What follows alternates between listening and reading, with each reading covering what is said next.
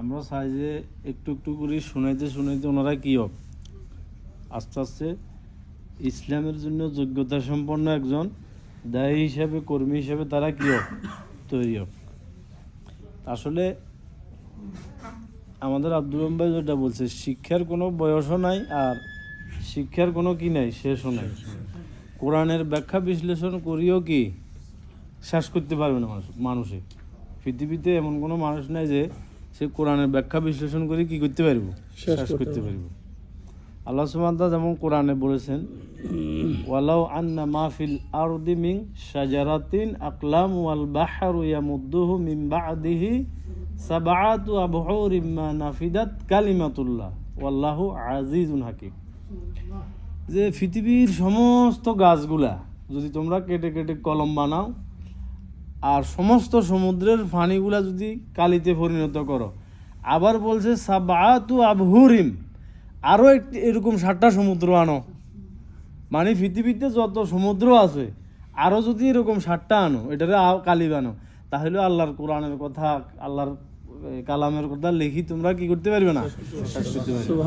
তাইলে কোরআন এমন একটা কোরআন, এই জন্য দেখবেন এক একজন তাফসির কারক ছোট্ট একটা আয়াত তেলাওয়াত করলো আর 2 ঘন্টা 3 ঘন্টা 4 ঘন্টা উনি কী করলো, তাফসির করলো।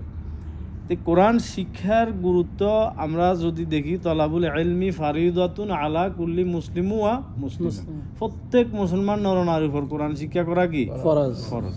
এখন আমরা যদি কোরআনের সাথে থাকি আমাদের কি অবস্থা হইব, কোরআন থেকে দূরে থাকি কি অবস্থা হইব। যেমন একবারে বেশি আমরা করার দরকার নেই, যেহেতু সময় নাই।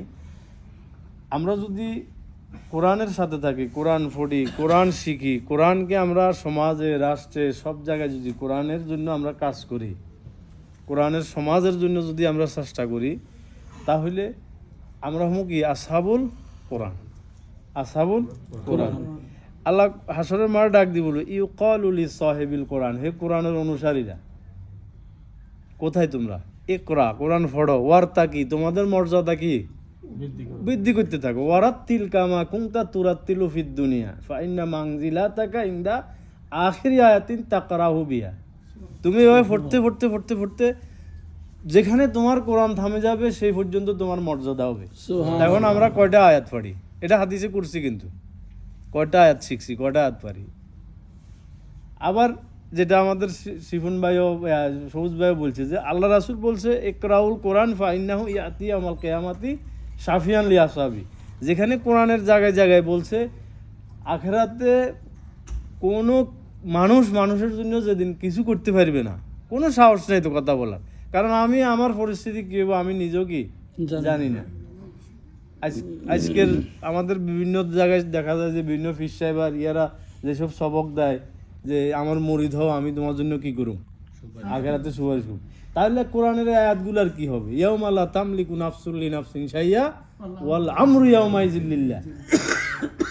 এরকম আয়াত একাধিক বহুত আয়াত আছে না, যে আখিরাতে কেউ কারোর জন্য কিছু করতে পারবে না, কেউ কারোর জন্য কি কিছু করতে পারবে। আচ্ছা, যদি কিছু করতে পারতো তো মুহাম্মদ সাল্লাল্লাহু আলাইহি ওয়াসাল্লাম মনে করেন তার যে পরিবারের লোকজন বা তার বংশের অনেক লোকজন জাহান্নামে যাইব না? আমাদের দেশে এক শ্রেণীর মানুষ আছে, যেমন আপনি রাষ্ট্রের দিনের কথা বলবেন, তখন অনেকে বলে যে পরিবারে পরিপূর্ণ বা ওনার বংশে পরিপূর্ণ দিন নইলে উনি রাষ্ট্রের কথা বলতিত না। তাহলে মুহাম্মদ সাল্লাল্লাহু আলাইহি ওয়াসাল্লামের পরিবারের বা ওনার আত্মীয় স্বজন সবাইকে ঈমান আনছে নাকি? তো উনি কি বারে দাওয়াত দিছে নাকি? দেয় নাই? দিছে। এই জন্য আমাদেরকে কি করতে হবে, কোরআনটা আমাদেরকে পড়তে হবে। কোরআন যদি পড়ি, যে আল্লাহ সুবহানাহু ওয়া তাআলা কোরআনে বলছেন, কোরআনটা কি লিতুখরিজান নাসা মিনাজ জুলুমাতি ইলান নূর, মানে কোরআনটা এই জন্য আসছে যে মানুষের ভিতরে যে অন্ধকার আছে, মানুষের ভিতরে আমাদের সমাজ যে অন্ধকার আছে সেগুলাকে দূর করে সেখানে আলোকি করা, প্রতিষ্ঠিত করা। আপনার মাথার ভিতরে অন্ধকার আছে না, আপনি কোরআন পড়লেন, ওই যে আমাদের এক ভাই 2 দিন আগে বলতেছে, কোনো এক ভাই বলছে যে আপনি তো ওইখানে কোরআন প্রশিক্ষণ দিয়ে এনে বলছেন আপনার তো এরা ব্রেন ওয়াশ করে দিছে। তো যদি ব্রেন ওয়াশ না হয় তাহলে তো এখানে বসাটা হইলো কি ব্যর্থ, কারণ ব্রেন তো ওয়াশ করছে কে? কোরআন। ওনার মাথার ব্রেনে যে অন্ধকার ছিল, গোবর ছিল, গোবরটা বাইরেও এখানে আলো প্রবেশ করছে, আমার আপনার সবাই। আপনি যখন কোরআনের ভাষার কাছে যাবেন আপনার মাথার ভিতরে ওটা কী হবে, দূর হয়ে যাবে, জাহিলিয়াতটা দূর হয়ে যাবে। এই জন্য এরকম যেমন দেখেন কোরআন থেকে যদি দূরে থাকি, কোরআন থেকে কি দূরে থাকি, আপনি দেখবেন সূরা তোহার শেষে দিয়ে আল্লাহ বলছে যে ওয়ামান আরাদা আন যিকরি ফাইন্নাহু মাঈশাতান দঙ্কা ওয়া নাহশুরুহু ইয়াওমাল কিয়ামাতি আমা ক্বালা রাব্বি লিমা হাশারতানি আমা ওয়া ক্বাদ কুনতু বাসীরা। এখানে আল্লাহ বলছে যে যারা আমার জিকির থেকে দূরে থাকবো, ওয়ামান আরাদা আন যিকরি, তাদের প্রথম শাস্তি দুনিয়ার জীবনটা তার দঙ্কা করে দিব, দঙ্কা দুনিয়ার যে অশান্তি করে দিব, এলোমেলো করে দিব আল্লাহ কোরআন থেকে দূরে। আজকে দেখেন 1000 কোটি টাকার মালিক, 1000 কোটি টাকার মালিক, এখানে কেউ এমন আছে, আমি কুয়েতে এমন ব্যক্তিও দেখছি, আমার যিনি মনে করেন ঘুমানোর জন্য আলাদা একটা কি কিনছে, মানে বিজ্ঞান, মানে তার এমন একটা মেশিন এখন তৈরি করছে, আপনার ঘুম না আসলে আপনার এই মাথায় এমনি লাগাইবো, আপনার ঘুমের একটা ফিলিং তৈরি করবো, তখন আপনার কি আসবো, ঘুম আসবো। আর যাগো মনে সুখ আছে, এগো কি যদি ইট ইত্যাদি দিয়ে হুতে ঘুমায় যায় না, আপনি যদি ইট ইত্যাদি দিয়ে ঘুম যান আপনার ঘুমায় যাব, মনে সুখ আছে, শরীর ক্লান্ত আছে। এখন আপনার মনে সুখ নাই, মনের ভিতরে বিভিন্ন জিনিস গিজ করেন, আপনার ছেলে মেয়ে আপনার কথা শুনেন না, আপনার পরিবারের অশান্তি, বউ আপনার অশান্তি করেন, কত কিছু অশান্তি, কিন্তু আপনার টাকার অভাব নেই, তাহলে এটা দুনিয়ার জীবনের অশান্তি। এরকম আরও অনেক অশান্তি আছে। আর ওয়ায়ামুল কিয়ামাতি আমা, আল্লাহ বলেন যে আখিরাতে তাকে আমি অন্ধ করে উঠাবো, কি অন্ধ করে উঠাবো আখিরাতে, যখন ওয়া নুফিকা ফিস সূরি ফাইদাহুম মিনাল আজদাসি ইলা রাব্বিহিম ইয়ানসিলুন, সিংহে যখন ইসরাফিল ফুঁক দিব উঠানোর জন্য কিয়ামতের হিসাবের জন্য, তখন আন্ধা করে উঠবো, এক শ্রেণীর মানুষ অন্ধ উঠবো। কারা তারা? ওই যে যারা কোরআন পড়ে নাই, তখন সে নিজে বলল ক্বালা রাব্বি লিমা হাশারতানি আমা ওয়া ক্বাদ কুনতু বাসীরা, আল্লাহ দুনিয়াতে আমি চক্ষু মানছিলাম, এখন কেন চক্ষু নেই? তো আল্লাহ কব ক্বালা কাযালিকা আতাতকা আয়াতুনা ফানাসিতাহা ওয়া কাযালিকা ইয়াওমা তুনসা। কথা বুঝেন না? তাহলে যে দুনিয়াতে যেভাবে তুমি অন্ধের ভূমিকা ছিল, আজকে আমি তোমাকে কি দিলাম, অন্ধ করে দিলাম, বলি গেলাম। তো এই জন্য আমাদেরকে কোরআনটা পড়ার দরকার আছে কি না? দেখেন কবর থেকে আপনি মরার পর থেকে কোরআন আপনার দরকার, মরার পর থেকে কি কোরআন দরকার। আপনারা 4টা প্রশ্ন করবো, কয়টা? আমিও আগে শুনছি 3টা, কিন্তু পরে আবার ইয়াস কিতাবিতে আমি আন-নববী 40 হাদিস একটা বই আছে, ওইখানে 40টা হাদিস আছে। ওই এখানে একটা ওই কিতাবটা আমি পড়ার পর দেখলাম যে না, ওইখানে আরও একটা কথা আছে, 4টা প্রশ্ন। মার রব্বু কমার দিনু কমার নবী, কমন প্রশ্ন, সবাই জানি। তোমার রবকে, দিনকে, নবীকে। আবার মোহাম্মদ সাল্লাল্লাহু আলাইহি ওয়াসাল্লাম দেখাইবো, কবো মা হাজার রাউজুল্লাহ বইসা মিনকুম, এই লোকটারে চিনো কিনা। তাইলে এক শ্রেণীর মানুষ উত্তর দিব রব্বি আল্লাহ, দিন ইসলাম। আপনি কোরআনে পড়তেছেন না, ইন্নাদ দিন ইনদাল্লাহ ইসলাম, ইনদাল্লাহিল ইসলাম ওমাই ইয়াবতাগি গায়রাল ইসলাম। কথা বুঝছেন নি? এই আয়াতগুলো তো কমন, আপনি পড়তেছেন ইসলাম আমার দিন, আপনি জানেন যে ইসলাম আমার দিন। মা হাজার রাউজুল্লাহ বইসা মিনকুম, এই লোকটার চিনো কিনা। যাতে কোরআন পড়ছে হে কব হুয়া রাসূলুল্লাহ। এখন লাস্টে একটা প্রশ্ন, আর যাতে পড়ে নাই হাতে কর লাদ্রি সামিউতুন নাস হাকাজা হাকাজা, আমি জানি না, তারপর লাদ্রি আমি জানি না, সামিতুন নাস মানুষের কাছে শুনছি, হাকাজা হাকাজা, এটা এটা এটা। তো এটা হলো কি, সে পড়ে নাই। লাস্টে একটা প্রশ্ন করব, কইব যে কাইফা ইউদরিক। আরেকটা হাদিসে দেখছি কি মা ইউদরিক, শব্দ একই, কাইফা ইউদরিক মানে কেমনে জানো তুই। আমরা কোনো মানে একটা আরবিয়ানরা এটা তো আমরা কইতে শিখিয়ে লাই, আরবিয়ানরা আপনি একটা ইনটা শুনছা ওই কাইফা চাও ইনটা, তাহলে জিনিসটাও শিখিয়াও গেল না। তাহলে কাইফা ইউদরিক কীভাবে জানো? ওই ব্যক্তি উত্তর দিবে যে ব্যক্তি কোরআন পড়ছে, কব কারা তু কিতাব আল্লাহ ও আমান তুবি ও সদ্দাক তুবি, আমি আল্লাহর কোরআন পড়ছি, কোরআনে আমি পাইছি দিন ইসলাম, মোহাম্মদ সাল্লাল্লাহু আলাইহি ওয়াসাল্লাম রবি, আল্লাহ আমার রব। তো এটা পড়া মিয়া না শোনা মিয়া? পড়া মিয়া যেতে পড়ছে। এই লোকের ব্যাপারে আকাশ থেকে ঘোষণা, সুসংবাদ। এখানে বলছে হাদিসের ব্যাখ্যায় হয়তো আল্লাহ সুবহানাহু ওয়া তাআলা স্বয়ং ঘোষণা দিব, আর নয়তো ওনার পক্ষ থেকে প্রতিনিধি ফেরেশতারা ঘোষণা দিব কি ফায়ুনাদি মুনাদি মিনাস সামাই আনকাত সাদাকা আবদি, কইব এই বান্দা সত্যবাদী। ফাফরিশু মিনাল জান্নাহ, জান্নাতের কি দাও? বিছানা বিছিয়ে দাও। ওয়াফতাহু বাবান ইলাল জান্নাহ, জান্নাতের সাথে একটা দরজা তৈরি করে দাও, শান্তি। কবরেও তার কি শান্তি। আবার যে ব্যক্তিগুলো লাদ্রি জানি না, ফায়ুনাদি মুনাদি মিনাস সামাই আনকাত কাযাব আবদি, কইব এতে মিথ্যাবাদী, এতে কাযাব। ফাফিরিসু মিনান নার, জাহান্নামের বিছানা বিছিয়ে দাও। তাহলে ওয়াফতাহু বাবান ইলান নার, জাহান্নামের সাথে একটা দরজা বানাও। এবং হাদিসে বলছে ওয়াদুরিবা বিহাল জিবারুল আসরা তোরাবা, এমন হাতুড়ি দিয়ে বাইরেব যে উহুদের যে বড় বড় পাহাড়, এগুলা যদি ওই হাতুড়ি দিয়ে ওই পাহাড়ে বাড়ি দেয়, এই পাহাড় দুলার মতো জীব।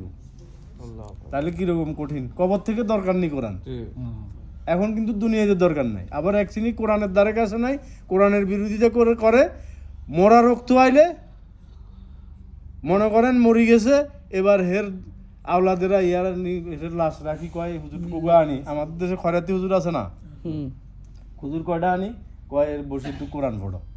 তুই কোরআন দিয়ে কি করবো? মাকে বই দেয় কোরআন হারা পৃথিবীর মানুষ পড়িও কি, মাকে বই দেয়। এখন আপনি বর্তমান সময়ে আমরা যখন পৃথিবী থেকে বিদায় নিব, দেখেন এখানেও আমরা অনেক সময় বলি যে আসলে কি, আপনি যখন মারা গেলেন, মারা যাবার পরে আপনাদের মাটি দিতে একটা দোয়া পড়ে, কি দোয়াটা কি? বিসমিল্লাহি আলা মিল্লাতি রাসূলুল্লাহ। হ্যাঁ, বিসমিল্লাহি আলা মিল্লাতি বা ওয়া আলা মিল্লাতি, দুইটা আছে। অর্থ কি আছে কি জানেন? মানে এদিকে নয়, এদিকে কেউ জানেন নাকি? জানি না।